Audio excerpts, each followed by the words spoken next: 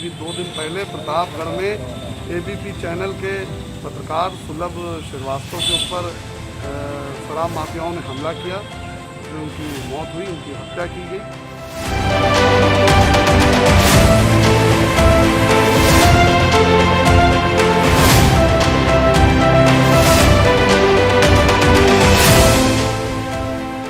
और 1 साल पहले जो मान्यता प्राप्त पत्रकार सुधांशु पुरी, उनके ऊपर 5 लोगों ने हमला किया था, जिसमें एक आदमी पर पुलिस ने गैंगस्टर और बड़ी कार्रवाई 14A की करी है। नमस्कार, आप देख रहे हैं आई इंडिया और मैं हूं पंकज सिंह गौर। और आज आई इंडिया के स्टूडियो में ये कोई खास मेहमान नहीं बल्कि साथी पत्रकारगण आए हुए हैं और वो आज जिस अवसर पर आए हुए हैं उसको लेकर उनमें एक आक्रोश भी है और साथ ही अपनी सुरक्षा को लेकर जो उनके मन में क्या कुछ चल रहा है उसको लेकर के भी हम आज चर्चा करेंगे। दरअसल प्रतापगढ़ के जो साथी पत्रकार हैं सुलभ श्रीवास्तव, जो एबीपी चैनल में काम करते थे, उनकी शराब माफियाओं ने हत्या कर दी और हत्या के बाद कार्रवाई करने को लेकर समूचे प्रदेश ही नहीं देश भर में पत्रकार जो है आक्रोशित हैं और आंदोलित हैं, बाकायदा ज्ञापन दे रहे हैं और यही नहीं धरना प्रदर्शन तक कर रहे हैं। आखिर ये नौबत आ क्यों रही है, हम चर्चा करेंगे। पहले हम आपका परिचय कराते हैं। तो हमारे बगल में ठीक बैठे हुए अमरजीत सिंह, उनके बगल में उदय प्रकाश सिंह हैं और इधर हमारे साथ बैठे हुए हिमांशु पुरी और उनके जस्ट बगल में मिराज खान। तो आपको बता दें कि ये वो साथी हैं जो अभी भी दशकों से फील्ड पर काम करते आ रहे हैं। इलेक्ट्रॉनिक हो या प्रिंट मीडिया, दोनों का ये लोग बखूबी निर्वहन कर रहे हैं अपनी जिम्मेदारी का। अक्सर इन लोगों के सामने ऐसी घटनाएं होती हैं, लेकिन क्या जिम्मेदार या जो हमारी व्यवस्था है वो कार्रवाई करती है? अगर कार्रवाई करती होती तो शायद ऐसी पुनरावृत्ति न होती। इसको लेकर हम चर्चा करेंगे, लेकिन हम सबसे पहले चलेंगे हिमांशु पुरी के पास, जिन्होंने सीतापुर मान्यता प्राप्त पत्रकार एसोसिएशन और सीतापुर पत्रकार संघ की ओर से पुलिस अधीक्षक आरपी सिंह को ज्ञापन दिया है, जिसमें जो प्रतापगढ़ के साथी पत्रकार हैं सुलभ श्रीवास्तव, उनके हत्यारों को गिरफ्तारी से लेकर सीबीआई जांच करने की मांग की गई है। ये बताइए कि जो ज्ञापन दिया गया है उसको लेकर आप लोगों ने क्या मांग रखी है? देखिए, पुलिस अधीक्षक आरपी सिंह से सीतापुर पत्रकार एसोसिएशन, मान्यता प्राप्त पत्रकार एसोसिएशन ने आज एक मुलाकात की और इस दौरान बड़ी तादाद में सीतापुर के पत्रकार पुलिस अधीक्षक कार्यालय सीतापुर पे मौजूद रहे और यहाँ पे एक एजेंडा तय हुआ कि किस तरीके से अपनी मांगे रखी जाएं, किन किन बिंदुओं को पुलिस अधीक्षक के समक्ष रखा जाए, जो जिस पर कार्रवाई के लिए उन पर दबाव बनाया जाए, उनसे कहा जाए। तो सबसे पहला जो हाल ही में जो ज्वलंत मुद्दा है वो उत्तर प्रदेश का प्रतापगढ़ जनपद के एबीपी चैनल के जो पत्रकार थे सुलभ श्रीवास्तव, जिनकी निर्मम हत्या की गई। और उसके शुरुआती दौर में तो पुलिस इस मामले में हीला हवाली करती रही कि ये हत्या नहीं, ये एक घटना है, रोड एक्सीडेंट है। लेकिन तमाम मीडिया के दबाव के बाद, एबीपी के चैनल के और अन्य चैनलों के दबाव के बाद हत्या का मुकदमा दर्ज होता है और उसके बाद अब इसमें शुरू होती है जांच की प्रक्रिया। तो सीतापुर के पत्रकारों ने इसमें सबसे पहले तो ये मांग करी कि मुख्यमंत्री उत्तर प्रदेश योगी आदित्यनाथ जी इस मामले में एक सीबीआई जांच बैठाएं और बड़े पैमाने पर इसमें जांच हो कि वो कौन शराब माफिया थे, वो कौन अपराधी थे जिन्होंने इस घटना को अंजाम दिया। एक नौजवान पत्रकार, तेज तर्रार पत्रकार जो बड़े मुद्दे प्रतापगढ़ के उठाता था, उसकी निर्मम हत्या किन लोगों ने करी है, उसके पीछे कौन कौन वो वजह थी, कौन कौन लोग थे, इस मुद्दे को रखा गया। इसके अलावा 2 और मुद्दे जो सीतापुर के थे उनको रखा गया, जिनमें पहला मुद्दा था पिछले वर्ष मान्यता प्राप्त पत्रकार सुधांशु पुरी के ऊपर एक हमला होता है, जिसमें क्राइम ब्रांच की जांच में 5 लोगों के नाम निकल के सामने आते हैं। उनमें एक व्यक्ति पर सीतापुर पुलिस ने बड़ी कार्रवाई की है गैंगस्टर की। अभी 4 लोग खुलेआम घूम रहे हैं, उन पर कोई कार्रवाई नहीं हुई है। उनके खिलाफ सख्त कार्रवाई, गैंगस्टर की कार्रवाई करने की मांग की गई। इसके अलावा मान्यता प्राप्त एसोसिएशन के एक और पदाधिकारी अशोक यादव पर हाल ही में एक गंभीर धाराओं में मुकदमा लिखा जाता है, जबकि उनके द्वारा कोई अपराध नहीं कारित किया गया और सिर्फ विपक्षी लोगों के दबाव में शहर कोतवाली पुलिस की तरफ से मुकदमा होता है, जिस पे उन्होंने खासकर क्षेत्राधिकारी सिटी पर आरोप लगाया है कि द्वेष भावना के तहत हुआ। तो उस मुकदमे को भी तत्काल वापस लेने की मांग पुलिस अधीक्षक से की गई है। ये मुख्य मुद्दे रहे जिनको आज एसपी सीतापुर आरपी सिंह के सामने रखा गया। तो जो ज्ञापन सौंपा गया है उसमें जो साथी पत्रकार हैं सुलभ श्रीवास्तव, जिनकी हत्या की गई है, उस मामले में अब पत्रकारों की मांग तेजी पकड़ने लगी है कि सीबीआई की जांच कराई जाए। साथ ही जो स्थानीय पत्रकार हैं उनके साथ जो घटनाएं हुई हैं उनमें जो हीला हवाली हो रही है उसको लेकर के भी आज पत्रकारों ने पुलिस अधीक्षक के सामने मामले को रखा। तो आपको बता दें कि जब प्रतापगढ़ के साथी पत्रकार के साथ इस तरीके की वारदात हुई, उसके बाद जो स्थानीय पत्रकार हैं, जो पत्रकारिता से जुड़े हुए लोग हैं, वो लोग भी अपनी अपनी सुरक्षा को लेकर के उनमें एक मन में भय जैसा पैदा होने लगा है। हम चलेंगे, चूँकि मिराज खान का जो काम है बेसिक वो कैमरे का रहता है और वो सबसे पहले मुखातिब होते हैं, वहाँ पहुँचते हैं और अक्सर ऐसी वारदातें सबसे पहले कैमरामैन के साथ ही होती हैं। ऐसे में आपको लगता है कि ऐसी वारदातें न हों तो सरकार को क्या करना चाहिए?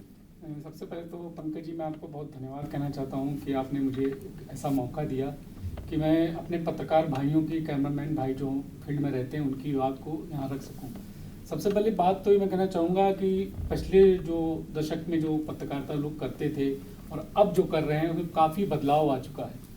आज हम लोग फील्ड पे जाते हैं, हम लोग अपनी ड्यूटी निभाते हैं, तो वहाँ जो अधिकारी होते हैं या कोई नेता होता है तो वो हम लोगों को अपनी ड्यूटी करने से रोकता है, जबकि हम लोग उनके काम में कोई इंटरफेयर नहीं करते हैं। हम लोगों को अपना काम करने के लिए कहा जाता है मगर हम लोगों को रोका जाता है। तो मैं ये कहना चाहूँगा, सबसे पहले तो जिस तरीके से हम लोगों को काम करने रोका जाता है, हम लोग भाई किसी को डिस्टर्ब तो करते नहीं हैं और हम लोगों को अपनी पहले जो है हम लोगों को आज़ादी मिलनी चाहिए काम करने की, कि हमको रोका ना जाए। जिस बात को रोकने के लिए है उस पर आप हमको रोकिए, मगर जो हमको कवरेज करनी है उसके लिए हमको ना रोकिए। दूसरी चीज़, अब लगातार पत्रकारों पे जिस तरीके से हमले हो रहे हैं तो ये दर्शाता है कि सरकार कितना पत्रकारों के लिए सोचती है, कितने उनके हित में खड़ी होती है। क्या आज पत्रकार एक मतलब मार दिया जाता है और सरकार और जो प्रशासन है वो हाथ पे हाथ धरे बैठा है, उसको महज एक हादसा बता रहा है। आप जो पत्रकार जो मारा गया है, जो चीज़ें निकल के सामने आई हैं, तो उस पर कार्रवाई होने में भी इतनी हीला हवाली क्यों हो रही है? आखिर बात क्या है? क्या सरकार, प्रशासन इतने माफियाओं के आगे झुक चुका है कि बस अब पत्रकारों को ही टारगेट करना है ताकि आवाम को इस चीज़ों का पता ना चल पाए कि कौन क्या कर रहा है, समाज की समस्याओं का ना उठा सके? तो मेरा सीधी ये मांग है, जो हमारे भाई के साथ जो हादसा हुआ, सबसे पहले तो उनके परिवार को अच्छी सी मतलब सुविधा मिलनी चाहिए और उनको एक मजबूत और एक मुख्यमंत्री जी अपनी तरफ से उनको एक धनराशि उपलब्ध कराएं जो उनके परिवार के लोग हैं जो अपना गुजर बसर कर सकें और उनकी सुरक्षा की जिम्मेदारी ली जाए। तो सरकार, ये देखिए, ये मांग उठने लगी है अब उस पत्रकार साथी के लिए जिसने अपनी ड्यूटी के दौरान अपनी जान गंवाई या उसकी जान ली गई, उसके परिवार का भरण पोषण करने की जिम्मेदारी सरकार उठाए। ऐसी कोई धनराशि उसके परिजनों को सौंपे ताकि उसके परिवार का आगे निर्वाहन हो सके, ये मांग भी उठ रही है। साथ ही जो कैमरामैन हैं मिराज खान, इन्होंने बताया कि अब क्या कुछ बदलाव आया है। जब वो कवरेज करने जाते हैं तो लोगों में कैसे उन्हें रोका जाता है। आम आदमी तो बाद में आता है, पहले तो वो जिम्मेदार लोग रोकते हैं जो अपनी ड्यूटी कर रहे होते हैं और इनकी ड्यूटी नहीं करने देते हैं। ये आखिर क्यों? ये सवाल उठने लगे हैं और धीरे धीरे पत्रकारिता जगत में ये चीज़ें अब जाने लगी हैं और ये सारा कुछ आक्रोश सरकार के प्रति ही पनपता जा रहा है। हम चलेंगे अमरजीत सिंह के पास और इनसे जानेंगे, आपको लगता नहीं कि जिस तरह से शराब माफियाओं ने एक दुस्साहस का काम किया, एक पत्रकार की हत्या कर दी, लेकिन कहीं से भी नहीं लग रहा कि हमारे जो जिम्मेदार लोग हैं, सरकार हो, शासन हो, प्रशासन हो, उनका साहस अभी तक देखने को नहीं मिल रहा। पंकज जी, निश्चित तौर पे जिस तरीके से प्रतापगढ़ में ये घटना हुई है वो अपने आप में बहुत दुर्भाग्यपूर्ण है। और जिस तरीके से सुलभ श्रीवास्तव जी ने शराब माफिया की खबर चलाई थी और उसके बाद ये हादसा होता है, हादसे से एक दिन पहले वो पुलिस अधिकारियों को लिखित में बताते भी हैं कि उनकी जान को खतरा है, लेकिन इस पर भी जिला प्रशासन या जो पुलिस के अधिकारी थे उन्होंने कोई ध्यान नहीं दिया। तो कहीं न कहीं बड़ी लापरवाही जो है वो पुलिस प्रशासन की रही है और कहीं न कहीं इसमें सरकार की जो है वो उदासीनता जरूर है, क्योंकि 2017 में जब पत्रकार सुरक्षा कानून महाराष्ट्र सरकार ने बनाया था उस समय डिप्टी सीएम दिनेश शर्मा ने भी इसको प्रदेश में लागू कराने की बात कही गई थी। उसके बाद में एक लंबा समय व्यतीत हो चुका है, पत्रकार सुरक्षा कानून केवल बयानों में ही दबके रह गया है। अगर बात की जाए तो एक प्रतापगढ़ नहीं, एक सीतापुर नहीं, अगर देखा जाए तो पूरे देश में आए दिन कहीं न किसी पत्रकार भाई के साथ हाथापाई होती है, कहीं कोई हत्या करा दी जाती है या तरह तरह से उत्पीड़न किया जाता है। ये कोई माफिया या कोई व्यापारी के द्वारा ही केवल नहीं हो रहा है। अगर देखा जाए तो लॉकडाउन के दौरान तमाम ऐसे पत्रकार भाई रहे हैं जिन पर जिला प्रशासन द्वारा भी मुकदमे दर्ज कराए गए हैं। उसका केवल महज एक खामियाजा उनको इसलिए भुगतना पड़ा पंकज जी, क्योंकि उन्होंने प्रशासन की लापरवाही की जो कवरेज थी उसको किया और उनकी जो करतूत थी उसको पूरे समाज के सामने लाकर खड़ा कर दिया। अपनी इस फजीहत को बचाने के लिए पत्रकारों पे झूठे मुकदमे लगाए गए और उनको तमाम तरीके से उत्पीड़ित करने का काम जिला प्रशासन द्वारा किया गया। जब जिला प्रशासन ही ऐसा कर रहा है तो जो शराब माफिया हैं, जो भू माफिया हैं, उनके हौसले क्यों न बुलंद हों। तो कहीं न कहीं प्रदेश सरकार को पत्रकार सुरक्षा अधिनियम लागू करना चाहिए और पत्रकारों की सुरक्षा का ध्यान रखना चाहिए। कहने को तो चौथा स्तंभ है, लेकिन चौथे स्तंभ की अगर सुविधाएं तो दूर की बात है, उनकी और उनके परिवार की सुरक्षा तक की बात न सरकार सोचती है और न ही प्रशासन सोचता है। आखिर कब तक इस डर और भय के माहौल में पत्रकार काम करेगा। मैं देख रहा था कई दिन से सोशल मीडिया पे इस प्रतापगढ़ की घटना के बाद सुलभ जी की आर्थिक स्थिति बहुत दयनीय थी। तमाम अपने साथियों से वो 1500 रुपये उधार मांग करके अपने घर का जीवन यापन कर रहे थे, राशन पानी की व्यवस्था कर रहे थे। ऐसे में संस्थान की तरफ से भी उनके लिए कोई व्यवस्था नहीं की गई, ना तो कोई आर्थिक सहायता दी गई। पुलिस प्रशासन की बात की जाए तो हत्या की पूरी घटना को उन्होंने एक हादसा बता दिया।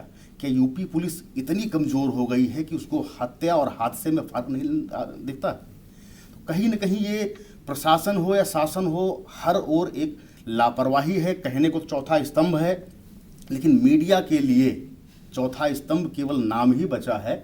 सुविधाएं और व्यवस्थाएं बिल्कुल एकदम से नदारद होती चली जा रही हैं और यही वजह है कि मीडिया का स्तर जो है वो कहीं न कहीं भूमाफिया अपने कारणों से, अपने चरित्र से उसको गिराने का पूरा काम कर रहे हैं और मीडिया के लोग भयभीत हैं और चाह करके भी अब कोई इन सब मामलों में पड़ना नहीं चाहता है। और इसमें पूरा दोष सरकार का है। सरकार को चाहिए कि सुरक्षा कानून बनाए, उसको ढंग से लागू कराया जाए। आज एक पत्रकार की हत्या हो गई है, उसका परिवार आर्थिक समस्या से जूझ रहा है, लेकिन इसके बावजूद भी सरकार की तरफ से एक भी व्यक्ति उस परिवार से मिलने नहीं पहुंचा है और ना ही उसको किसी तरीके की आर्थिक सहायता प्रदान की गई है। तो ये वेदना है जो फील्ड पर काम करते हैं, क्या कुछ बदलाव आया है और क्या कुछ वादे सरकार करती है लेकिन पूरे नहीं करती है। इसके बाद प्रशासन किस तरीके से पत्रकारों को ही डराने धमकाने से लेकर झूठे मुकदमे कायम करने की कार्रवाई करता है, जिसकी परिणति आज सबके सामने देखने को मिल रही है। यही कारण है कि बहुत सारे ऐसे मामले हैं जहां पर अब कोई जाना ही नहीं चाहता। अगर कोई जाता भी है हिम्मत करके तो उसके साथ सुलभ श्रीवास्तव जैसा ही घटना को अंजाम दिया जाता है। हम चलेंगे उदय प्रकाश सिंह के पास। ये बताइए कि उदय, ये पूरी घटनाक्रम देखने के बाद या इस पर पूरा जो चल रहा है 3-4 दिन से सारी जगहों पर इसको लेकर के लोग आंदोलित हैं, आक्रोशित हैं, लेकिन वो कहीं दिखाई नहीं दे रहा है कि सरकार कुछ कर रही है, प्रशासन कुछ कर रहा है, या हम साथीगण ही कुछ ऐसा कर पा रहे हों कि शायद अब इसके बाद कोई दुस्साहस न कर पाए? ये इस घटना ने कई सवाल उठाए हैं। पहले हम आपको बता दें कि सुलभ श्रीवास्तव जी की जिस दिन हत्या हुई उसके एक दिन पहले उन्होंने प्रयागराज एडीजी को प्रार्थना पत्र दिया और उनको बताया कि शराब माफिया से हमको धमकी मिली है, हमारी जान को खतरा है, हमारे साथ परिवार की भी जान को खतरा है, इसलिए सुरक्षा मुहैया कराई जाए। उस प्रार्थना पत्र पर प्रयागराज पुलिस ने बिल्कुल भी संजीदगी नहीं दिखाई और उसके अगले दिन ही उनकी डेड बॉडी सड़क पर पड़ी मिलती है। पुलिस को जब एक दिन पहले प्रार्थना पत्र मिल चुका था तो बड़ा सवाल ये उठता है कि उस हादसे के बाद पुलिस ने जांच करना भी मुनासिब नहीं समझा और तत्काल ये बता दिया कि ये हादसा है, उनकी बाइक फिसल गई और सर पर चोट लगी और उससे उनकी डेड हुई। तो कहीं ना कहीं ये बहुत बड़ा सवाल है। पुलिस की जो छवि उभर कर आई है, खाकी पर भी हमने लॉकडाउन में देखा कि खाकी को किस तरीके से मीडिया ने हाईलाइट किया जब उन्होंने अच्छे काम किए, और उसी मीडिया कर्मी के साथ जब कोई माफिया ऐसा बर्ताव करता है तो पुलिस अपने कर्तव्यों का निर्वहन करना भी मुनासिब नहीं समझती है और तत्काल फैसला ले लेती है कि नहीं भैया ये हत्या नहीं, ये हादसा है। हालांकि बाद में जब शोर शराबा हुआ, मीडिया का दबाव बना, तब हत्या का मामला भी दर्ज किया जाता है, यानी कि अपनी ही बात को से मुकरा जाता है। मामला दर्ज करने के बाद अपनी किरकिरी कराई जाती है, लेकिन मामला दर्ज करने के बाद भी अब भी जांच ढाक के तीन पात ही है। जांच आगे इसलिए नहीं बढ़ पा रही है कि पुलिस लगातार ये प्रयास कर रही है कि इस मामले को दबा दिया जाए, मामला तूल न पकड़ पाए। हालांकि कल से हम देख रहे हैं जैसा कि सोशल मीडिया पर पत्रकारों में एक उबाल है, धीरे धीरे पत्रकार एकजुट हो रहे हैं, जिलों में और ज्ञापन दिए जा रहे हैं। विरोधी पार्टी के लोग भी अब सरकार पर हमलावर हो रहे हैं। आज हम देख रहे थे कि कांग्रेस की प्रियंका गांधी ने मुख्यमंत्री को पत्र लिखा है कि सीबीआई की जांच कराई जाए। अन्य और जो सियासी दल हैं विपक्ष खेमे के, वो भी हमलावर हो रहे हैं। लेकिन सरकार की तरफ से कहीं कोई इस पर प्रतिक्रिया ना आना, कहीं कोई टिप्पणी ना आना। पिछले कई दिनों से हम देख रहे हैं कि सीतापुर में भी दीवार गिरने से 2 मौतें हुई थी मिश्रिख में।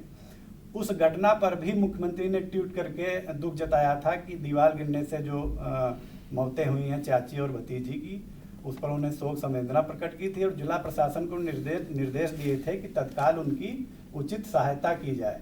लेकिन एक पत्रकार के साथ इतनी बड़ी घटना होने के बाद और मामला इतना तूल पकड़ने के बाद उनकी एक ट्वीट तक ना आना कहीं ना कहीं सरकार को सवालों के घेरे में खड़ा करता है कि सरकार आखिर ऐसा क्यों कर रही है। न तो पत्रकार सुरक्षा कानून है, न पत्रकारों के साथ जो फील्ड पे दिक्कतें आती हैं उनको दूर करने का कोई प्रयास किया जा रहा है। ऐसा क्यों आखिर? तो इससे कहीं ना कहीं सरकार कटघरे में है। तो सरकार कटघरे में है। जो अब तक की कार्रवाई हुई है, जो अब तक का उसका काम करने का तरीका है, अब पत्रकार सरकार पर भी सवाल उठाने लगे हैं। क्या उनका फर्ज नहीं बनता है कि एक पत्रकार के साथ इतनी बड़ी घटना होती है, सारे विपक्षी दल के नेता इसको लेकर के सरकार पर तमाम सवाल खड़े करते हैं और पत्रकार जिलों में ज्ञापन देते हैं सरकार को, इसके बावजूद भी सरकार की ओर से ऐसा कोई पक्ष सामने नहीं आ रहा है कि वो उस पत्रकार के परिवार के साथ खड़े नजर आ रहे हों। फिलहाल सीतापुर के पत्रकारों ने पुलिस अधीक्षक के माध्यम से ज्ञापन दिया है जिसमें मांग उठाई है कि सीबीआई जांच होनी चाहिए ताकि दूध का दूध, पानी का पानी हो जाए। आखिर में हम फिर चलेंगे एक बार हिमांशु पुरी के पास और जानेंगे कि ऐसी पुनरावृत्ति न हो, क्या करना चाहिए। देखिए, सबसे बड़ी बात है कि जिस तरीके से लोकतंत्र का चौथा स्तंभ पत्रकारों को बोला जाता है, लेकिन लोकतंत्र के चौथे स्तंभ के होने के बावजूद ना तो कोई सुरक्षा को लेकर सरकार कोई मानक निर्धारित करती है और ना ही कोई किसी तरीके का ऐसा कानून तैयार किया गया है। जैसा कि अभी अमरजीत जी ने कहा कि महाराष्ट्र सरकार ने इसके ऊपर एक कानून बनाया था और उसके बाद उप मुख्यमंत्री दिनेश शर्मा जी की तरफ से सिर्फ बयान आया था 4 साल बीतने को है, अगला चुनाव 6 महीने बाद आने को है, लेकिन कोई कानून की जैसी स्थितियां नहीं है, किसी तरीके का कोई नया निर्णय पत्रकारों के लिए नहीं है। तो निश्चित तौर पर ये एक सवाल सरकार के ऊपर है, और सवाल सबसे बड़ा सरकार के ऊपर ये भी है कि जिन पत्रकारों के साथ ऐसी घटनाएं होती हैं उनके बाद आखिर पत्रकार संगठनों को निकल कर क्यों आना पड़ता है। सरकार खुद क्यों नहीं संज्ञान लेती है, खुद क्यों कार्रवाई नहीं करती है। 24 घंटे बीतने के बाद मुकदमे दर्ज होते हैं, मुख्यमंत्री ट्वीट नहीं करते हैं, कोई जवाब नहीं आता है, किसी तरीके की कोई गिरफ्तारी नहीं होती है। ये सिर्फ और सिर्फ प्रतापगढ़ का कांड नहीं, उत्तर प्रदेश में ऐसे तमाम कांड हैं। शाहजहांपुर का कांड ले लीजिए जो समाजवादी पार्टी की सरकार में हुआ था, ये सिर्फ मौजूदा योगी सरकार में नहीं है, तमाम सरकारों में इस तरीके की घटनाएं देखने को मिली। तो यही सबसे बड़ा सवाल है कि ये घटनाएं करने वालों के हौसले इतने बुलंद आखिर क्यों?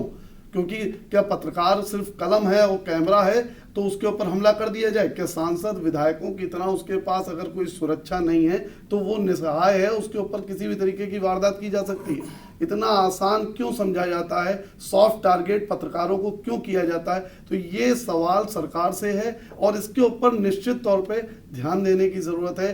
कोई कड़ी कार्रवाई के साथ साथ कानून बनाने की जरूरत है ताकि पत्रकारों के साथ पुनरावृत्ति ना हो, क्योंकि ये वही पत्रकार हैं जिन्होंने प्रधानमंत्री नरेंद्र मोदी को आज सत्ता के शिखर तक पहुंचाया, योगी आदित्यनाथ जी को मुख्यमंत्री बनवाया और तमाम ऐसे बड़े नेताओं को बड़े स्तर पर पहुंचाया जिसमें मीडिया का, सोशल मीडिया का हमेशा उनको सहयोग मिलता रहा है। तो पत्रकारों की सुरक्षा के लिए कानून बनाए जाने की अब वकालत भी जोर पकड़ने लगी है, और साथ ही पत्रकार जिस तरीके की घटनाएं हो रही हैं उसके बाद से उनके मन में कहीं ना कहीं ये बात आ रही है कि चाहे ये सरकार हो चाहे दूसरे दलों की सरकार हो, कहीं ना कहीं ऐसी घटनाएं जब होती हैं और उसको लेकर सरकारों का जो रुख होता है वो सही नहीं होता है। यही कारण है कि ऐसी घटनाओं पर रोक नहीं लग पा रही है।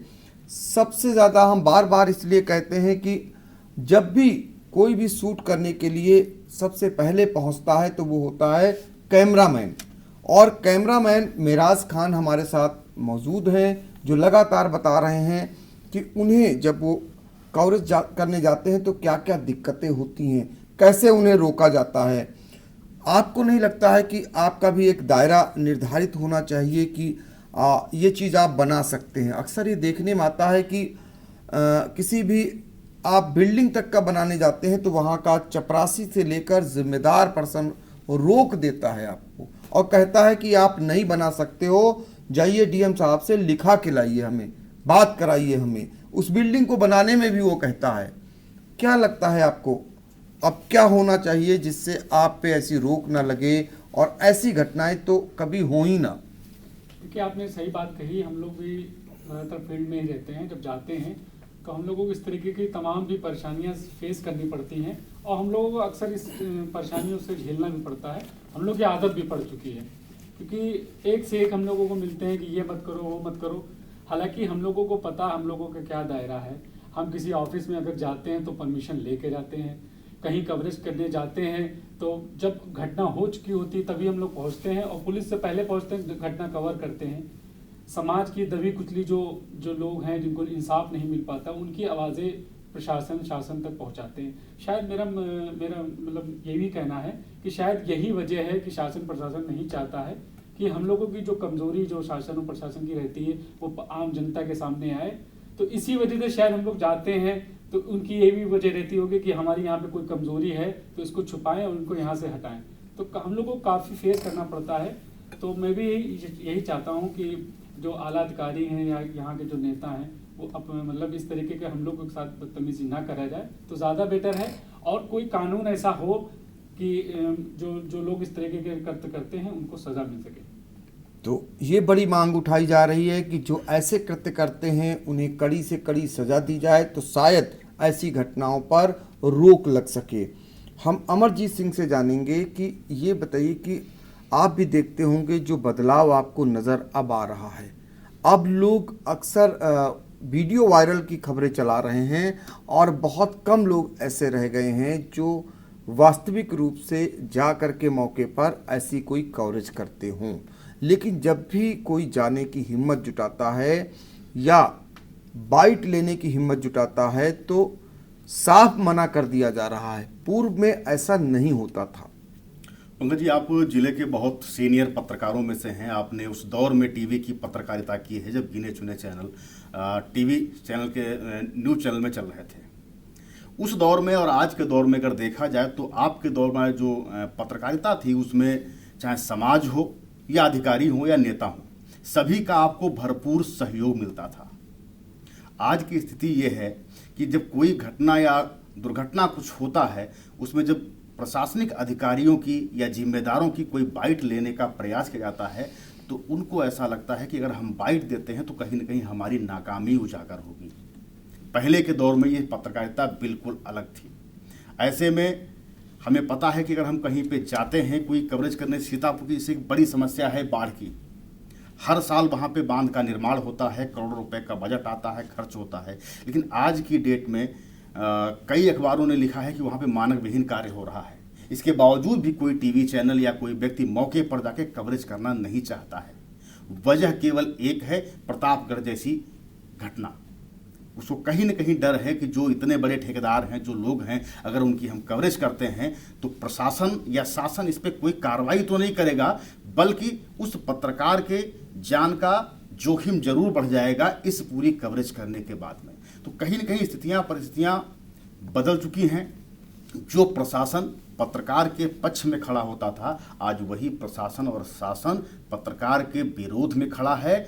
और खनन माफिया हो, चाहे वो भू माफिया हो, चाहे शराब माफिया हो, इनके पक्ष में सभी खड़े होते दिखाई पड़ते। अगर ऐसा न होता तो प्रतापगढ़ कांड को, हत्या के कांड को, उसको हादसा न बताया गया होता और 24 घंटे के अंदर पुलिस को अपनी ही बात से यूं पलटना न पड़ता। तो कहीं ना कहीं स्थितियां बहुत बदल चुकी हैं और प्रशासन और सरकार का कोई सहयोग न मिल पाने के कारण ही कोई व्यक्ति अब मौके पर जाकर कवरेज करने से बचने की कोशिश करता है। जी तो ये बदलाव आया है कि अब जो प्रशासन है वो कहीं न कहीं माफियाओं के साथ या गलत कार्य करने वालों के साथ खड़ा हो जा रहा है। अब पत्रकारों के साथ नहीं खड़ा होता है। जैसा कि आप देख रहे हैं प्रतापगढ़ के मामले में, जहां पर सुलभ श्रीवास्तव की हत्या कर दी जाती है और वो अपनी सुरक्षा को लेकर भी पुलिस अधिकारियों से गुहार लगाते हैं, लेकिन सुनवाई नहीं होती है। जब उनकी हत्या हो जाती है फिर भी उसे दुर्घटना का रूप दिया जाता है। ये तो प्रशासन का हाल रहा। सरकार का हाल देखिए कि बराबर मांग उठ रही है इस मामले में कि सीबीआई की जांच की जाए तो शायद दूध का दूध, पानी का पानी हो जाएगा, लेकिन मांग उठ रही है और सरकार उस पर गौर नहीं कर रही है।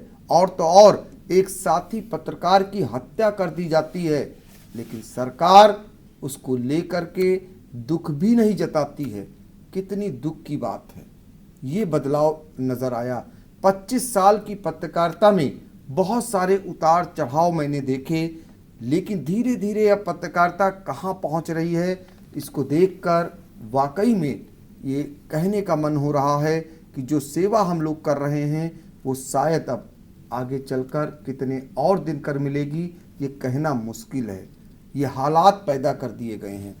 आखिर में चलेंगे उदय प्रकाश सिंह के पास और उनसे जानेंगे कि क्या कुछ गिरावट पत्रकारों में नहीं दर्ज हुई है। अगर सारा दोष हम शासन और प्रशासन को ऊपर मढ़ रहे हैं तो कहीं ना कहीं कुछ हमें भी झांकने की ज़रूरत है। कहीं ना कहीं हम में भी गिरावट आई है।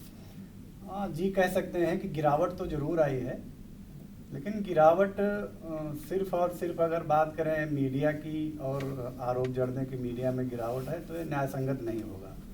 गिरावट हर एक क्षेत्र में आई है। गिरावट ये आई है कि पत्रकार की ज़रूरत तो सबको है, मीडिया की ज़रूरत सबको है, लेकिन गिरावट ये आई है कि सिर्फ अपने स्वार्थ तक। अगर सामने वाले का स्वार्थ है तो उसको मीडिया की ज़रूरत है। अगर उसको टीवी पर चल रही खबर या अखबार में छपी खबर पसंद आई तब तो उसके लिए वो पत्रकार अच्छा है, वरना नहीं। ये गिरावट सबसे बड़ा सवाल है समाज पर, चाहे वो प्रशासन का क्षेत्र हो। हमने देखा कि पहले जो अधिकारी आते थे, अगर मीडिया में कोई खबर छपती थी तो उसको वो पॉजिटिव व्यू में लेते थे कि हाँ ये खबर छापी गई है हमारी कमी उजागर की गई है, तो इसके जरिए हम अपनी कमी को दूर कर सकते हैं। वो उस संबंधित पत्रकार को बुला करके उससे बात करते थे कि, और उसकी सराहना भी करते थे कि आपने हमारे विभाग की एक कमी उजागर की है, आपने बहुत अच्छा काम किया है, इसको हम परसू करेंगे और ये कमी हम दूर करने का प्रयास करेंगे। आप आगे भी इसी तरीके से कमियां उजागर करते रहिए ताकि हम उन कमियों को दूर कर सकें।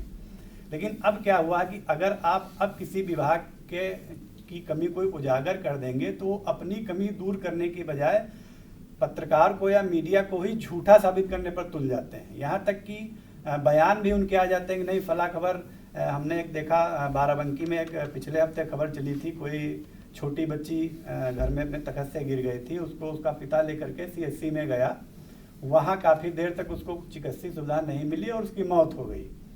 तो वो उसके वीडियो भी वायरल हुए, काफ़ी रोते बिलखते हुए, काफ़ी हृदय विदारक वीडियो थे उसके। लेकिन उसका परिणाम क्या हुआ कि उस मामले की जांच करवाने की बजाय CMO बाराबंकी की तरफ से तत्काल एक लेटर जारी कर दिया गया जिसमें पूरी घटना को ही झूठ करार दे दिया गया और उसमें कहा गया कि नहीं, बच्ची की मौत पहले ही हो चुकी थी अस्पताल आने के। क्या तरीका है? कम से कम आप उस वीडियो को देखिए, उस दिल झकझोर देने वाले नज़ारे को देखिए जिसमें एक मासूम बच्ची को अपनी गोद में लेकर पिता दहाड़े मार कर रो रहा है।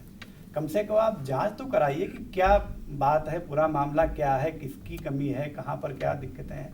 नहीं, ये कुछ होता ही नहीं। तो सीधी सी बात यह है कि हाँ, कहीं ना कहीं कमी आई है। जो लोग ऐसी व्यवस्थाओं से या जो अब हालात बने, उन हालातों से जो पत्रकार सामना नहीं कर पा रहे हैं, उनसे जूझ नहीं पा रहे हैं, उनका तो स्तर कहीं ना कहीं गिर गया है। उन्होंने अपना स्तर गिरा लिया। क्यों? क्योंकि समझौता कर लिया। समझौता हुआ तो स्तर गिरा। अगर हम समझौता कर लेंगे हालातों से तो हमारा भी स्तर गिर जाएगा। तो स्तर अगर हम कहें तो इस तरीके से गिरा है, ना कि हाँ, अपवाद तो हर जगह हैं। कुछ लोग होंगे जो सिर्फ अपने स्वार्थ के लिए पत्रकारिता भी करते होंगे, लेकिन नहीं, बड़े पैमाने पर आज भी मीडिया में क्यों, हर विभाग में ऐसे लोग हैं जो ईमानदारी से अपना काम करना चाहते हैं, लेकिन कहीं ना कहीं उनको दिक्कतें आ रही हैं, कहीं ना कहीं उनको डराया जा रहा, धमकाया जा रहा, उन पर दबाव बनाया जा रहा, इसलिए वो ईमानदारी से अपना काम नहीं कर पा रहे हैं। ये बड़ा सवाल है। ये मीडिया के साथ साथ हर विभाग के अधिकारियों और यहाँ तक कि व्यवस्था को बनाए रखने के जिम्मेदारों हमारी सरकार को सोचना होगा, तभी बदलाव संभव है। तो ये मांगे अब जिलों से भी उठने लगी हैं और जिलों के पत्रकारों के बीच से ये आवाज़ें भी आने लगी हैं कि जो कुछ अब बदलाव देखने को मिल रहा है उसका खामियाजा अब साथी पत्रकारों को भुगतना पड़ रहा है। और आज हमने इसीलिए ये जो साथी पत्रकार हैं जो 10 सालों से 15 सालों से पत्रकारिता कर रहे हैं, फील्ड पर जा कर के वो अपनी जिम्मेदारी का बखूबी निर्वहन करते हैं और उसके बाद जब उनके साथ या उनके साथी पत्रकारों के साथ कोई घटना होती है तो जिम्मेदारों का रवैया क्या रहता है, इसको लेकर के हमने ये बात, ताकि जो जिम्मेदार हैं उन तक पहुंच सके और क्या कुछ ग्राउंड जीरो पर रहने वाले लोग अब सोचने लगे हैं, खासकर पत्रकार, वो बात हमने आप तक पहुंचाने का प्रयास किया है। हम उम्मीद करेंगे कि शासन और प्रशासन, ये जो पत्रकारिता करते आ रहे लोग, उनमें अब जो भय व्याप्त हो रहा है या वो लोग उद्वेलित हो रहे हैं या अब उनको लगता है कि उनकी बात नहीं सुनी जा रही है, फिर भी वो लोग समय समय पर चौथा स्तंभ बताने से गुरेज नहीं करते हैं। उन्हें ही सोचना होगा, यदि वाकई में चौथे स्तंभ को मजबूत करना है तो पहले इस रीढ़ को मजबूत करना होगा। आज के लिए इतना ही। नमस्कार। खबर आपकी, नजर हमारी। देखते रहिए आई इंडिया।